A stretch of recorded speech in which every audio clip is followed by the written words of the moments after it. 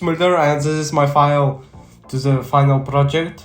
This is my Blender character. This is the made. It's made out of idea of the Brawl Stars character concept.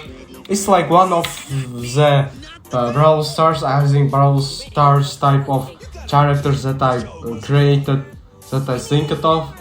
Okay, and this is not in official Brawl Stars, and this is made it by me. Yeah, of course. And you can see how I'm animated a little. This is not a serious level. I may so this is a little animation that I have, like pose with head and pose with leg, with upper leg, and this is also incredible fact that I made this in the one day, I think. Yeah, and this is all. Okay, thanks, Miss Mulder. I think that was understandable for you, and I hope you will rate me for 100%.